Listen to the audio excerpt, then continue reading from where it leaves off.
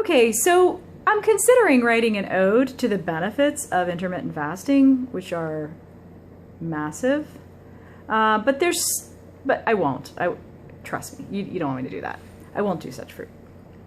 There's still a group, though, of my friends that are concerned that intermittent fasting may not be for them. Who do I speak of? I speak of my fitness bros that hear the word fast and think, muscle wasting, hello, don't mess with the gains. Rule number 1 in the gym, do not mess with the gains, right? I have observed this, at least. So I'm going to answer that question. When you fast, whether it be intermittently or more long-term, are you going to bust into using the muscle as fuel? That's the question of the hour. The short answer, but this is not a complete answer, yes. Okay, so let me review. There's a shift. You're not taking anything in the GI. You're not eating anything, so you're not breaking it down and getting energy from that. So then you shift to stored energy. The first source that you go to is the glycogen. Those are just chains, branch chains of glucose stored in the liver. You break that down. The store of that is roughly anywhere from 8 to 24 hours worth that you can use up for that. Then there's a brief period of time where your body shifts to muscle as it breaks down some muscle. 1 to 2 ounces is what the researchers say in the studies I read. And then further shifts, then you shift to using fatty acids as a form of energy. So this 1 to 2 ounce, this is a concern. It's around the, say, 24-hour mark, or whenever you make that shift from the liver glycogen being done, is approximately when it happens. And here's the thing. Some scientists have actually theorized, is it the muscle? Are you actually chewing up muscle in this process? Or could it be the glycogen that you store along in the muscle so that you have a ready source of fuel? The muscle glycogen actually makes sense. And I think that's probably what's happening. Of course, the longer term, you will use small amounts of muscle. That we do know that with long-term fasting. But intermittently, when you're not really going beyond, say, 36 hours or 48-hour mark at all, for sure, it's less likely that you're going to chew up muscle. But those 1 to 2 ounces, like I said, are probably glycogen stores in the muscle itself. So why does this make sense from a physiological and naturopathic perspective? Well, it makes complete sense. Here's a Jenn rant. Our bodies are not stupid, okay? Our bodies are incredibly brilliant. And so we've been on the planet long enough. We've had periods of time where we have been exposed to minimal or no food or fuel. The hunters weren't always so successful, and so there were days where they didn't have food, right? So given that scenario, your body has adapted to being able to utilize stored fuel, stored energy. So you have all the fat stored around your body. What do you think it's going to do? Do you think your body is so stupid to bust into the muscle cell and chew up the muscle tissue, even though you have all this fat lying around? Let me tell you why that's completely not likely to be the case. The reason is muscle tissue is somewhat unique in that when we lose muscle tissue, we cannot replace it in the same way that we can pretty much every other form of tissue in the body, for the most part. Skin, a little bit of scar tissue. What happens is when you lose muscle tissue, you replace it with scar tissue.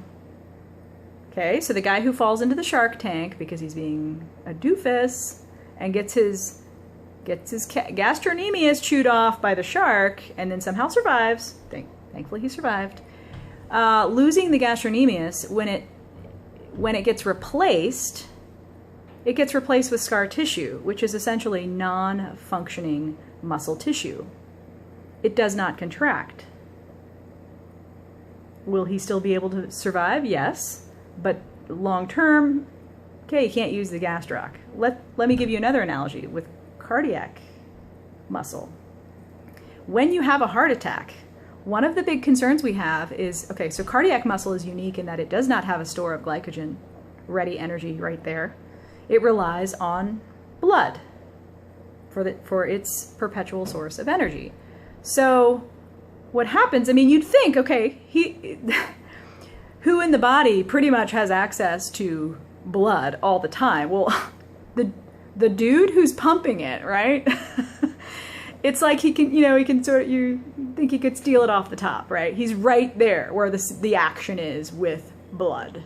So surely he's going to have access to blood and the energy from blood, which most of the time he does because he's pumping it, right? I mean, you can figure this out, guys. You guys are smart.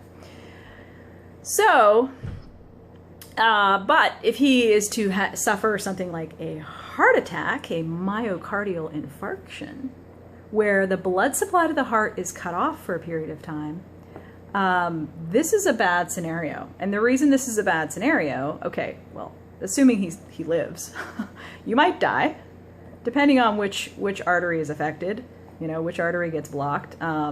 Pray that it's not the widowmaker. That's the one, I mean, the left anterior descending artery that goes like down the front of the heart. It's referred to in medicine as the widowmaker, because if that gets blocked, not one you really want to get blocked. So if the heart supply gets cut off and the tissue loses the blood supply with the energy in it, cardiac tissue, muscle tissue, can die. Well, what happens then? When it gets replaced, like I told you earlier, scar tissue, non-contracting tissue is what replaces it. You're no rocket scientist, neither am I, but let's just think long term. Is that a good thing? Heart tissue that can't contract? That's going to be a problem. So yeah, this is one of the reasons we don't want that to happen.